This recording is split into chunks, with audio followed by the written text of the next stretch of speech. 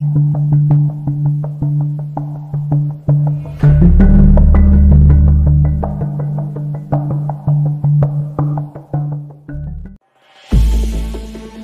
का अंधेरा फैलने से पहले पहले मैं वापस कमांड पोस्ट पर पहुंच गया। मैंने झोंपड़े में जाकर रुपयों का जायजा लिया। मेरे पास 500 रुपए थे। ये रुपए मेरे सफ़र के अखराजात से बहुत ज़्यादा थे। मेरा प्रोग्राम ये था कि मैं सुबह मुंह अंधेरे यहाँ से चल दूँगा, रखेलपुर से बस पकड़ूंगा जो मुझे अहमदाबाद पहुँचा देगी, और फिर अहमदाबाद में अपने मैकेनिक एजेंट से मिले बगैर ढांड की तरफ निकल जाऊँगा।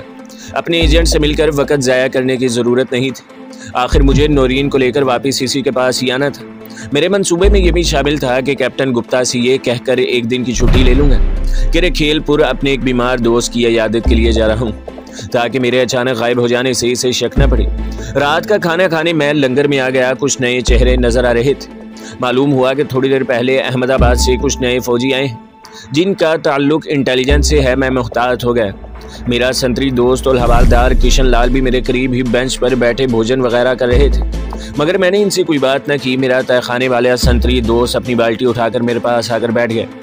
दादा, क्या सोच रहे हो? आज किसी से बात ही नहीं करते। मैंने हंसकर कहा, ऐसी बात नहीं है दादा। असल बात यह है कि कस्बे में मेरा एक बड़ा प्यारा दोस्त बीमार है। इसके बारे में परेशान हूँ। सोचता हूँ कल कप्तान साहब से छुट्टी लेकर इसकी खबर लें। क्यों नहीं चले जाना? संतरी ने बेनियाजी से कहा। लंगर से उठकर मैं कैप्टन गुप्ता के क्वार्टर की तरफ चला कि सुबह की छुट्टी के लिए कहूँ। फिर सोचा कि दरख्वास्त लिखकर तहखाने वाले संतरी को दे देता हूँ। मैं नए कैप्टन के सामने नहीं जाना चाहता था। मैंने कापी का वर्क फाड़ कर इस पर गुजराती जुबान में छुट्टी की दरख्वास्त लिखनी शुरू कर दी। मैंने अभी 2-3 सतरें ही लिखी थी। एक फौजी लंबे लंबे डग भरता दरवाजे पर आकर रुक गया और करख्ता आवाज में बोला, चलो तुम्हें कैप्टन साहब ने बुलाया है। एक बार तो मेरा दिल डूब सा गया। मुझे कैप्टन गुप्ता की सर्द ठंडी बेदर्द आंखें याद आ गई। मैं भाग नहीं सकता था। कापी बंद करके उठा और संतरी के साथ कैप्टन गुप्ता के क्वार्टर की तरफ चल पड़ा। कैप्टन गुप्ता अपने कमरे में सोफे पर स्लीपिंग गाउन पहने बैठा था और इसके दोनों हाथ जेबों में थे। हवालदार मुझे लेकर कमरे में आया तो कैप्टन गुप्ता ने इसे इशारे से बाहर जाने को कहा। हवालदार सैल्यूट करके चला गया। इस बंगाली कैप्टन के चेहरे पर कुछ ऐसे मशकूक किस्म के तासुरात थे कि मेरा माथा ठनका के दाल में कुछ काला है। बहरहाल मैंने अपने चेहरे से कुछ जाहिर न होने दिया और सलाम करके अदब से एक तरफ खड़ा हो गया। कैप्टन गुप्ता ने एक पल के लिए अपनी छोटी छोटी सर्द आंखें मेरे चेहरे पर गाड़ दी। इसकी निगाहों की बेजान ठंडक मुझे अपने जिस्म के रगों पे में उतरती महसूस हुई। तो मैंने मस्कीन सूरत बनाकर कहा, सर आपने मुझे याद किया। बंगाली कैप्टन बदस्तूर मुझे घूरता रहा। फिर इसने मुझे सोफे पर बैठने का इशारा किया और मैं एक अदानी मुलाजिम की तरह सोफे के कोने पर सिमट कर बैठ गया। अब कैप्टन गुप्ता हिंदी में बोला, तुम गुजराती मुसलमान हो? मैंने कहा, जी हाँ साहिब जी, सूरत में पैदा हुआ था। मेरे माँ बाप बचपन ही में मर गए थे और मैं। कैप्टन गुप्ता ने मेरी बात काट दी। तुम शहर को छोड़कर इस कस्बे रखेलपुर में नौकरी की तलाश में क्यों आए थे? मैं बेहद मोहतात हो गया क्योंकि इस बंगाली कैप्टन को मुझ पर शक हो गया था। मैंने आजाना लहजे में कहा, साहिब जी शहर में कोई काम न मिला तो इधर आ गया कि कस्बे में छोटा मोटा काम भी मिल गया तो रूखी सूखी खाकर गुजारा हो जाएगा।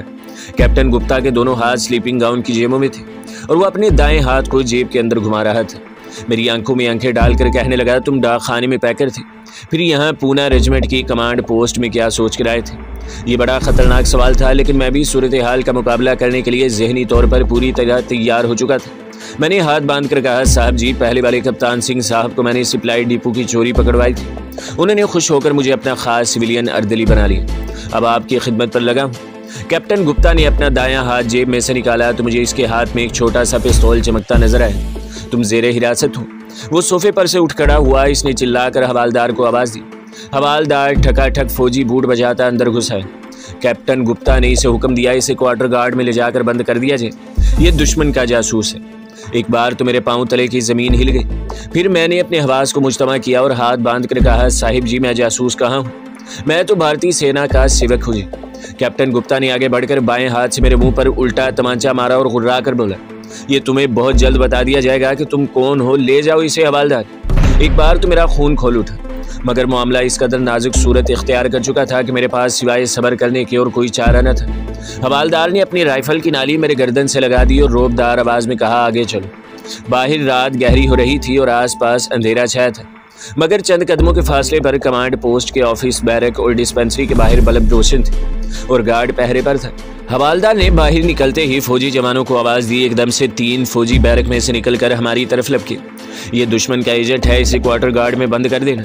इन फौजियों ने मुझे दबोच लिया और घसीटते हुए क्वार्टर गार्ड में ले गए और अंदर बंद करके सलाखों वाले दरवाजे को बाहर से मुकम्मल कर दिया और 2 फौजी वहां स्टीन गन्ने उठाए पहरे पर खड़े हो गए। थोड़े से वक्त में सब कुछ उलट पलट हो गया था। कहाँ मैं पू फटने की लारी से अहमदाबाद फरार होने का मंसूबा बना रहा था और कहाँ अब फौज के हेडक्वार्टर में गार्ड में बंद एक दुश्मन जासूस की हैसियत से था। ये कोई मामूली बात नहीं थी। सिविलियन जेल से फरार हुआ जा सकता था, लेकिन फौजी क्वार्टर गार्ड से भागना बज़ाहिर नामुमकिन था। मुझे सबसे ज़्यादा खतरा इस बात का था कि अगर किसी वजह से मेरी पुरानी हिस्ट्री खुल गई तो मुझे फ़ौरन शूट कर दिया जाएगा। मैं क्वार्टर गार्ड के फर्श पर एक कोने में जाकर बैठ गया। इस वक्त मेरा जहन बहुत परेशान था। मैं अपने आप को कोस रहा था कि क्यों ना शाम होते ही वहाँ से निकल गया। अब पछताने से कुछ हासिल नहीं था। अगरचे मुझे इस बात का इत्मीनान था कि पाकिस्तानी साइंसदान डॉक्टर फरीदी की बेटी नौरीन भारतीय फौज के चंगुल से निकल चुकी है और यहाँ से दूर नरोला की पहाड़ियों में मेरी मोहसिन और बकौल इसके कि मेरी पत्नी सुधा रगनी डाकू की हिफाजत में है। इसके बावजूद अभी डॉक्टर फरीदी इन लोगों की कैद में था और जैसा कि मुझे पता चला था कि इसे अहमदाबाद के फौजी हेडक्वार्टर पहुंचा दिया गया था। इलावा अजीम मुझ पर मिलिट्री पूछगछ की नाकाबिले बर्दाश्त अजियतों का एक लामतनाही सिलसिला नाजिल होने वाला था। मैं एक तजर्बाकार और मुहिब्बुल वतन कमांडो था, मगर इस बात का खदशा मेरे एहसासात से चिमटा हुआ था कि कहीं इंट्रोगेशन के दौरान कहीं ट्रेन को लाइजर या बेहोशी की दवा के ज़ेरे असर मेरे मुंह से नौरीन के ठिकाने के बारे में कोई बात न निकल जाए। इन तमाम हालात के पेश नज़र मेरा फौज की कैद से फरार बेहद ज़रूरी हो गया था। लेकिन इंडियन मिलिट्री की कैद से किसी दुश्मन के जासूस का फरार हो जाना कोई आसान बात नहीं थी। बहरहाल मेरे जहन ने फरार के इम्कानात पर गौर करना शुरू कर दिया था, अगरचे मुझे कोई ऐसी सूरत नज़र नहीं आ रही थी। एक बात का मुझे यकीन था कि कैप्टन गुप्ता सिर्फ आज की रात मुझे क्वार्टर गार्ड में रखेगा और सुबह होते ही फौजी गार्ड की हिफाजत में शायद हेडक्वार्टर की तरफ रवाना कर दे। लेकिन दूसरे दिन मालूम हुआ कि एक पाकिस्तानी जासूस से कीमती राज उगलवाने का क्रेडिट वो खुद लेना चाहता था। चुनाचा दूसरे रोज इसके हुक्म से मुझे रखेलपुर वाली कमांड पोस्ट के तहखाने में इस कोठरी में बंद कर दिया गया, जहां इससे पहले पाकिस्तानी साइंसदान डॉक्टर फरीदी और इसकी बेटी नौरीन को रखा गया था। अब कैप्टन गुप्ता ने पूछगछ का सिलसिला शुरू कर दिया था। पहले 2 रोज तो मुझे मारा पीटा गया और मैंने एक ही रेट लगाए रखी कि मैं पाकिस्तानी जासूस नहीं हूँ, सिर्फ राष्ट्र का रहने वाला गरीब नौजवान हूँ। मगर कैप्टन गुप्ता के हुक्म से 2 फौजी मुझे छत से उल्टा लटका कर घूंसों से मेरी पिटाई करते रहे। रात को मुझे छत से रस्से से उतार कर फर्श पर लिटा दिया गया और एक मरहटा फौजी ने मेरी गर्दन पर अपना भारी बूट रखकर दबाना शुरू कर दिया और दूसरा फौजी मेरे जिस्म के नाजुक हिस्सों पर जलता हुआ सिगरेट लगाने लगा। मेरी चीखें निकल गई। बंगाली कैप्टन ने मेरी पसलियों में जोर से ठोकर मारी और कहा, पाकिस्तानी मफरूल लड़की कहाँ है? अब भी बता दो तो मैं तुम्हारी मुआफ़ी का जिम्मा लेता हूँ। मैंने कराहते हुए कहा, साहिब जी मैं बेकसूर हूँ, मैं तो आपका सेवक हूँ, जासूस नहीं हूँ साहिब जी। ये सुनते ही एक बार फिर मुझ पर लातों और घुंसों की बारिश शुरू कर दी गई। सारी रात नींद बेहोशी की हालत में पड़ा रहा। दूसरे रोज मुझे अजियत का निशाना नहीं बनाया गया था। तीसरे दिन फिर बंगाली कैप्टन मेरे सर पर मौजूद थे। यूं ही 2 हफ्ते गुजर गए। मेरे जिस्म को धनक कर राख कर दिया गया था। एक आंख सूज गई थी। दिन में एक बार मुझे खाने को एक सूखी रोटी और पानी की तरह पतली दाल दी जाती थी। मैंने इंतहाई अजियत सहकर भी अपनी जुबान न खोली। तीसरा हफ्ता जा रहा था। 2 रोज से मेरे पास सिवाय दाल रोटी देने वाली और कोई ना आया। शायद बंगाली कैप्टन मुझसे राज उगलवाने के लिए कोई नया सितम ईजाद करने की फिक्र में था, मगर ऐसा नहीं हुआ। मुझे कुछ एहसास नहीं था कि कोठरी में दिन कब तलू होता और रात कब छा जाती। एक धीमा बल्ब मुसलसल कोठरी के बाहर जलता रहता था और जो 2 सिपाही बाहर पहरा देते थे, इनमें से मेरा कोई जानने वाला नहीं था। ये सिपाही वैसे भी मुझसे कोई बात नहीं करते थे। एक रोज मैं कोने से लगा अकड़ू बैठा अपनी सूजी हुई एक आंख पर अपने कुर्ते के दामन से गर्म सांस की टकोर कर रहा था कि राहदारी में फौजी बूटों की आवाज़ गुनी। 2 मरहटा सिपाही ताला खोलकर मेरी कोठरी में दाखिल हुए। एक फौजी ने मुझे बाजू से पकड़कर उठाया और दरवाजे की तरफ धकेल कर कहा, बाहर चलो। दिल में ख्याल आया कि मेरा आखिरी वक्त आ गया है। मैंने कलमा शरीफ का विर्द शुरू कर दिया। मुझे तहखाने से निकाल कर खुली हवा में लाया गया तो देखा कि आसमान पर काली घटा छाई हुई है। ठंडी हवा चल रही थी और सामने एक फौजी स्टेशन वैगन खड़ी थी, जिसके पास 3 फौजी राइफलें थामे अटेंशन खड़े थे। मैं समझ गया कि मुझे यहाँ से किसी दूसरी जगह ले जाया जा रहा है। कैप्टन गुप्ता अपने ऑफिस से निकला तो इसके साथ एक नौजवान फौजी भी था। कैप्टन ने इसके हाथ में कुछ कागज थमाए और इसे मेरी तरफ इशारा करते हुए कुछ कहा, जो मैं दूर होने की वजह से सुन न सका। मुझे दोनों मुरहटा फौजी अपने घेरे में लिए खड़े थे। नौजवान फौजी ने कैप्टन को सैल्यूट किया और मेरी तरफ बढ़ गया। ये खुश शक्ल सांवली रंगत वाला लेफ्टिनेंट था, जिसकी टोपी पर मरहटा राइफलर का निशान लगा था। इसने सिपाहियों को इशारा किया। सिपाहियों ने मेरे बाजू पुश्त पर बांधे और मुझे स्टेशन वैगन में धकेल कर भी दरवाज़ा बंद कर दिया। दूसरे दरवाजे से ये दोनों मरहटा सिपाही भी अंदर आकर मेरे सामने बैठ गए। इनके चेहरे पत्थर की तरह खामोश और सख्त थे। दूसरे लम्हे स्टेशन वैगन स्टार्ट होकर किसी नामालूम मंजिल की तरफ रवाना हो गई। कुछ देर तो सर झुकाए बैठा रहा, फिर मैंने एक ठंडी सांस भरी और स्टेशन वैगन के अंदर के माहौल का जायजा लिया। दोनों फौजी मेरे सामने वाली सीट पर इस तरह बैठे थे कि राइफलें इनके हाथों में थी और इनके बट स्टेशन वैगन के फर्श से लगे हुए थे। वैगन के दोनों पहलुओं पर एक एक रोशनदान किस्म की खिड़की बनी थी, जिनमें से बाहर दरख्त पीछे भागते नजर आ रहे थे। अकबी दरवाजा बंद था, इसके ऊपर 2 गोल सुराख थे, इनमें से दिन की रोशनी अंदर आ रही थी। इस किस्म के 2 रोशनदान मेरे पीछे वाली साइड में भी थे। मैं महज आदत से मजबूर होकर यह सब कुछ देखने लगा था, वरना इस वैगन से फरार का तस्वुर भी मेरे अपने जहन में नहीं ला सकता था। एक तो वैगन बंद थी, फिर मेरे दोनों हाथ मेरी पीठ पर बंधे हुए थे। इस पर सितम बलाए सितम ये कि 2 चाकू चुबंद मरहटा फौजी मेरे सामने राइफलें लिए बैठे थे। मैंने ये सोचकर सब्र कर लिया, अब ये मुझ पर क्या जुल्म करेंगे, जो होगा देखा जाएगा। मुझे मौत मंजूर है, मगर जुबान से एक लफ्ज़ भी नहीं उगलूंगा। फौजी वैगन कच्चे रास्ते से निकलकर अब पक्की सड़क पर आ गई थी। इसका रुख शुमाल मगरिब की तरफ था और यह सड़क अहमदाबाद शहर की तरफ जाती थी। हो सकता था मुझे अहमदाबाद शहर के किसी फौजी इंट्रोगेशन सेंटर में मुंतकिल किया जा रहा हो। मैं सोच रहा था और फौजी वैगन छोटे छोटे कस्बों को पीछे छोड़ती भागी जा रही थी। फिर ऐसा हुआ कि वैगन की छत पर बारिश की बूंदों के गिरने की आवाज़ आने लगी। बारिश शुरू हो गई थी। मैंने सर झुका लिया और तसव्वुर में लाहौर शहर की बारिश को देखता कि शालामार बाग के बुलंदो बाला गुंजान दरख्तों पर शीशे की किरणों की तरफ गिर रही थी और फिजा गुलाब और मोतिये की खुशबू से महक उठी थी। खुदा जाने अब मुझे अपने प्यारे वतन पाकिस्तान की ज़ियारत नसीब भी होगी कि नहीं। एक एतबार से मैं काफ़ी हद तक मायूस हो गया था, क्योंकि जिस अंदाज में मेरी निगरानी की जा रही थी, यहाँ से फरार मुझे एक नामुमकिन बात नज़र आती थी। शायद ये इस करब अंगेज़ अजियत का असर था जो मुझे 14-15 रोज़ मुसलसल दी गई थी। मेरी आंख अभी तक दर्द कर रही थी। रास्ते में ही बारिश रुक गई। फौजी वैगन एक ख़ास रफ्तार पर चली जा रही थी। बारिश दोबारा नहीं हुई थी। आसमान पर किसी जेट हवाई जहाज़ के टेक ऑफ करने के बाद की गूंज सुनाई दी। इसका मतलब था कि हवाई अड्डा कहीं करीब ही था, मगर अभी तक बाहर से किसी मोटर कार या रिक्शे की आवाज़ नहीं आई थी, जिससे मैं ये नतीजा निकाल सकता था कि हम शहर के मज़ाफ़ात में आ गए हैं। बाहर अभी तक दरख्त ही पीछे पीछे को भागते नजर आ रहे थे, जो अब शाम की सुरमई धुंधलके में धुंधले होने लगे थे। सड़क पर उतराई चढ़ाई शुरू हो गई थी। मैं समझ गया कि हम अहमदाबाद के मुज़ाफ़ात में पहुंचने वाले हैं। ये उतराई चढ़ाई अहमदाबाद शहर के जुनूब में कोई 20-25 किलोमीटर के फासले पर थी। यहाँ से मैं 2 बार गुजरा था और मुझे मालूम था कि यहाँ कहीं गहरे खड्ड और खाइयाँ हैं, मगर ये सारी मालूमात मेरे लिए बेकार थी, क्योंकि मैं अपनी जगह से 1 इंच भी नहीं हिल सकता था, क्योंकि 2 राइफलें मेरे ऐन सामने थी, जिनके चैम्बर में भरी हुई लंबी गोलियां मेरे जिस्म के परखचे उड़ा सकती थी। अब तो मैं यही सोच रहा था कि देखे अहमदाबाद के हेडक्वार्टर में मुझ पर किस नौइयत के सितम तोड़े जाते हैं। स्टेशन वैगन एक मोड़ काट कर सीधी हुई तो मेरे पेट में जैसे किसी ने खंजर चुभो दिया हो। असल में मुझे देर से पेशाब की हाजत महसूस हो रही थी, मगर मैंने इसलिए फौजियों से नहीं कहा था कि वो मुझे इसकी इजाज़त नहीं देंगे। अब जो मेरे पेट में ठेस उठी तो मैंने बड़ी आजी से उन्हें कहा, भगवान के लिए मुझे पेशाब करवा दें। पहले तो उन्होंने कोई ध्यान न दिया। जब मैं गिड़गिड़ाया तो एक फ़ौजी ने ड्राइवर की साइड पर हाथ से ठिक ठिक की तो वैगन की रफ्तार हल्की हो गई। क्या बात है, मरहटी ज़ुबान में इसे कहा कि कैदी का पेशाब निकला जा रहा है। मुझे यकीन था कि दूसरी तरफ से यही जवाब मिलेगा कि इसे कहो कि वैगन में ही कर दे, लेकिन मेरी तवक्को के खिलाफ वैगन सड़क के एक तरफ हटकर खड़ी हो गई। मैंने खुदा का शुक्र अदा किया, क्योंकि वाकई मेरा बुरा हाल हो रहा था। अगली सीट से कोई छलांग लगाकर बाहर उतरा, फिर वैगन का अकबी दरवाज़ा खुल गया। इधर ले आओ, इधर। दोनों फौजी मुझे वैगन से बाहर ले आए। दोनों ने मुझे बाजुओं से पकड़ रखा था। दूसरे फौजी ने अपनी गन मुझ पर तान रखी थी। वैगन के बोनट के पास नौजवान मरहटा लेफ्टिनेंट खड़ा था। इसने कहा, इसे यहीं झाड़ी में खड़ा कर दो। उन्होंने मेरे बाजू नहीं खोले थे। मैंने कहा, साहिब जी मेरी पतलून। लेफ्टिनेंट ने मुझे घूर कर कहा, बकवास बंद करो, चलो फारिग हो जाओ यहाँ। इसने एक फौजी को इशारा किया, जिसने मेरे हाथ खोल दिए। इस दौरान मैंने ये देख लिया था कि शाम के धुंधलके में जहाँ मैं झाड़ियों के पास खड़ा था, वहाँ दूर नीचे कोई दरिया बह रहा था। ये दरिया इस जगह मिट्टी के ऊंचे टेलों की आगोश में से होकर एक चक्कर खाकर बाएं जानिब घूम गया था। दूर नीचे दरिया के किनारे तक झाड़ियों का सिलसिला चला गया था। अब तक मेरे जहन में फरार का ख्याल भी नहीं आया था, लेकिन अचानक दूर नीचे दरिया को बहते देखकर मेरे जहन में एक बिजली सी चमक गई। यूं महसूस हुआ जैसे कुदरत ने मुझे फरार का मौका देने के लिए वैगन को यहाँ रुकवाया है। 1 सेकंड के 1000वें हिस्से में मैंने खुद को दरिया में गिराने का फैसला कर लिया था।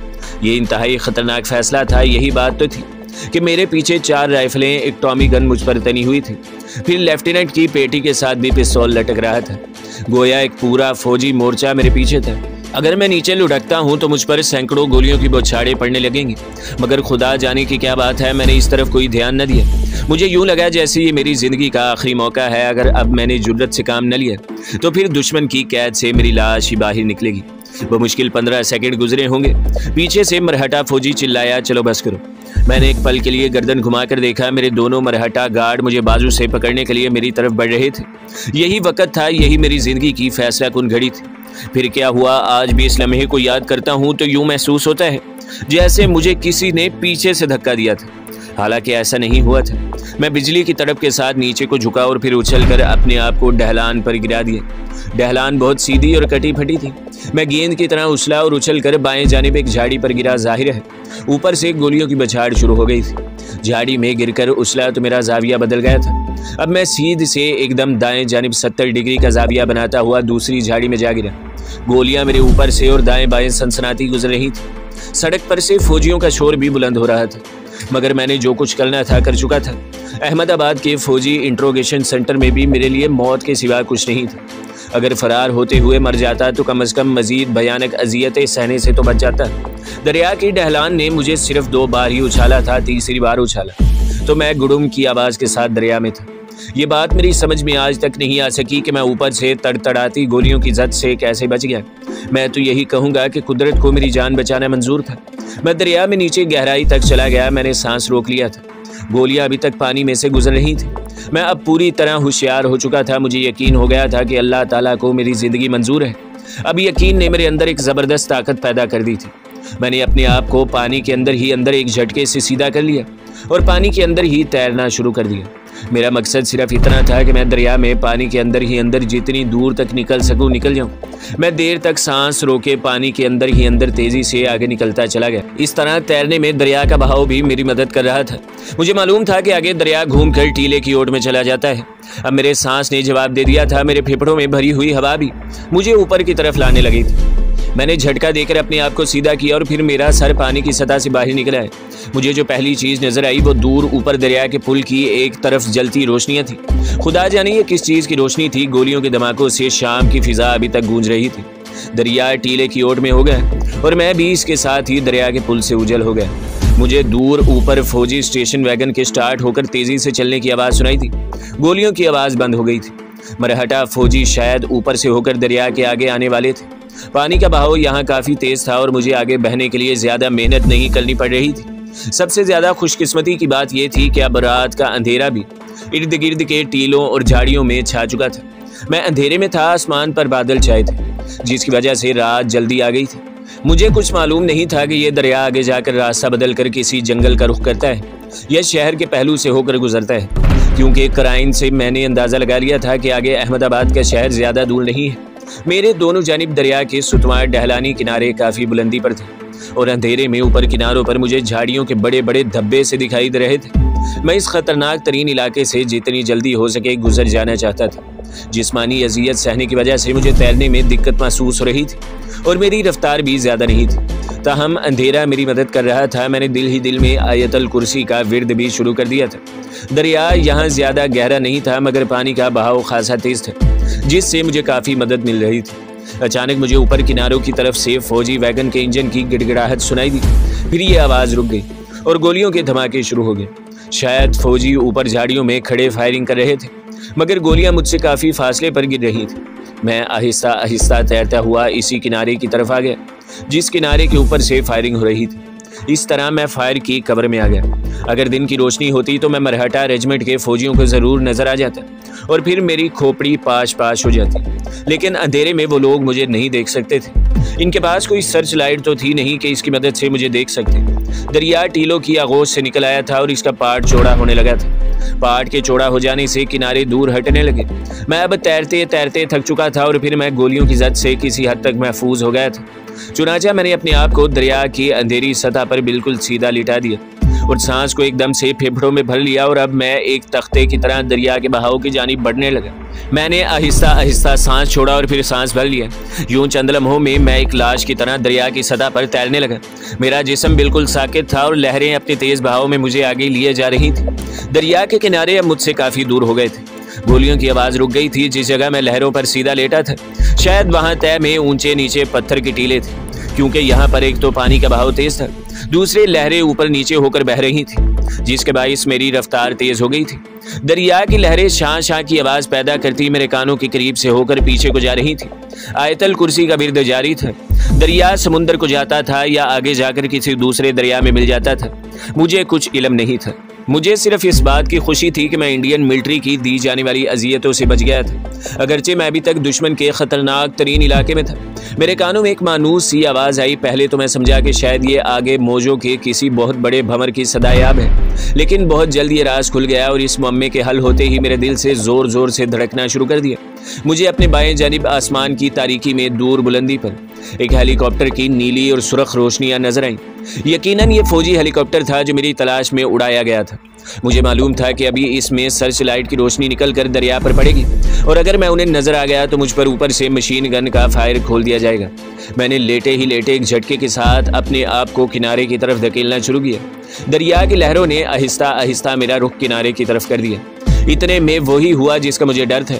हेलीकॉप्टर से रोशनी का एक दायरा निकलकर दरिया की सतह पर पड़ा और दरिया का वो इलाका रोशन हो गया। हेलीकॉप्टर एक दायरे की शक्ल में दरिया के ऊपर चक्कर लगाने लगा। अब वो नीचे आ गया था। रोशनी का दायरा नीम कोस की शक्ल में मेरी तरफ आ रहा था। मैं चौकस हो गया। ये दायरा मुझसे चंद गज के फासले पर था कि मैंने दरिया में डुबकी लगा दी। तो दोस्तों, अगली किस्त देखने के लिए हमारे चैनल को सब्सक्राइब करें, वीडियो को लाइक करें और बेल के आइकन को भी दबा दें, ताकि हर जो आने वाली वीडियो है वो आपको सबसे पहले मिलती रहे।